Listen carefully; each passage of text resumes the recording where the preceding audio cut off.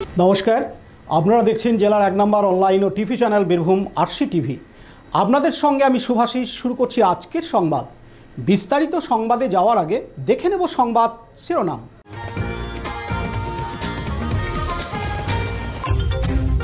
BJP প্রার্থীর দেয়াল লিখন শুরু দুবরাজপুরে। দেয়াল লিখন শুরু ভারতীয় জনতা পার্টির সিউড়ি বিধানসভায়। এবার সংবাদ বিস্তারিত।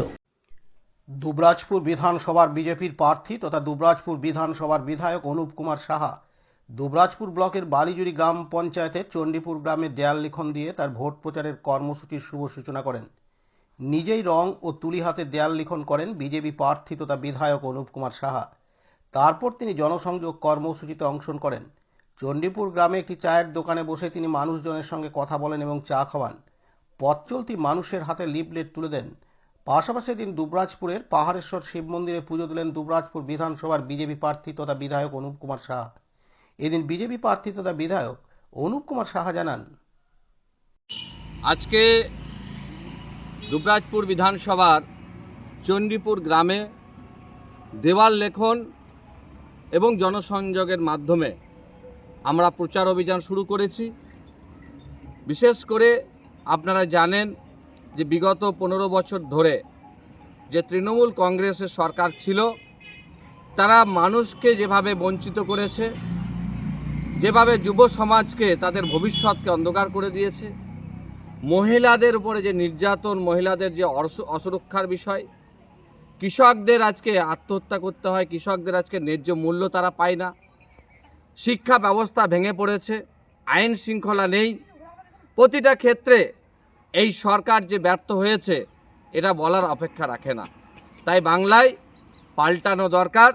চাই বিজেপির সরকার আগামী 2026 সালের 23শে এপ্রিল যে নির্বাচন হতে চলেছে, আপামর দুবরাজপুর বিধানসভার সর্বস্তরের দেবতুল্য নাগরিকবৃন্দকে নিজেদের মতামত প্রয়োগ করার জন্য অনুরোধ জানাই এবং পরিবর্তন আনতে হবে এবং এই দুবরাজপুর বিধানসভার সার্বিক উন্নয়ন করতে ভারতীয় জনতা পার্টিকে আশীর্বাদ করবেন।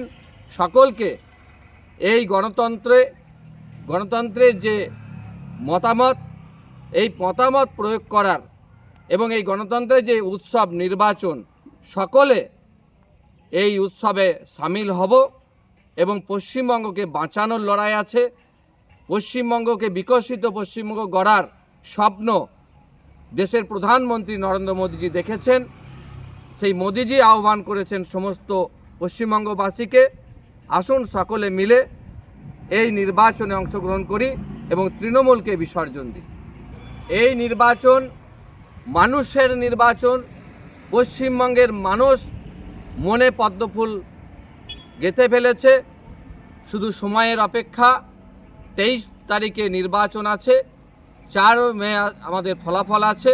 আমি মনে করি যে এই এলাকার মানুষ 2021 সালে যেভাবে আশীর্বাদ করেছে, পুনরায় আরও বেশি ভোটের মাধ্যমে মানুষ আমাদের আশীর্বাদ করবে। দেখুন, নির্বাচন কমিশন যেভাবে বার্তা দিয়েছেন, গাইডলাইন দিয়েছেন, আমরা আশাবাদী থাকব, মানুষ আশাবাদী থাকবে যে সমস্ত রকমভাবে ব্যবস্থার মাধ্যম দিয়ে সুষ্ঠু শান্তিপূর্ণভাবে নির্বাচন অনুষ্ঠিত হবে। কোনো রকম বিগত সমস্ত ধরনের ঘটনাকে মুছে ফেলে একটা নতুন অধ্যায়। দুবরাজপুর থেকে লালটু মুখার্জির রিপোর্ট, বীরভূম আরসি টিভি। দেয়াল লিখন শুরু হলো ভারতীয় জনতা পার্টির।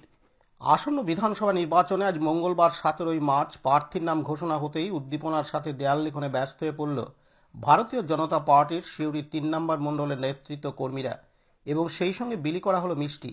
এমনই চিত্র ধরা পড়ল বীরভূমের রাজনগর ব্লকের তাঁতিপাড়ায়। ভারতীয় জনতা পার্টির কর্মীরা উৎসাহিত বিজেপি নেতা জগন্নাথ চট্টোপাধ্যায়ের নাম 285 সিউড়ি বিধানসভায় ঘোষিত হয়।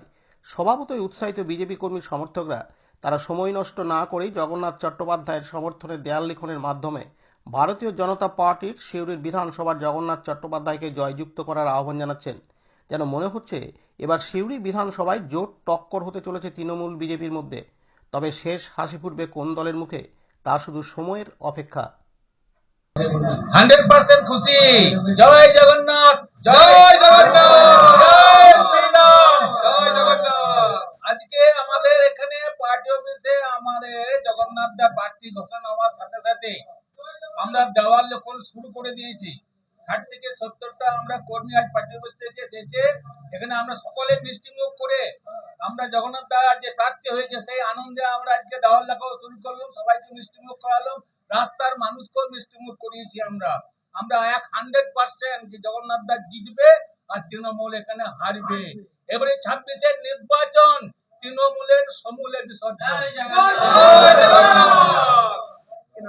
শ্যামল গোস্বামী, আমি সদস্য রাজ্য কমিটি। তাঁতিপাড়া থেকে সোমনাথ দের রিপোর্ট, বীরভূম আরসি টিভি। আজকের সংবাদ এই পর্যন্ত। পরবর্তী সংবাদের জন্য চোখ রাখুন বীরভূম আরসি টিভির পর্দায়। নমস্কার।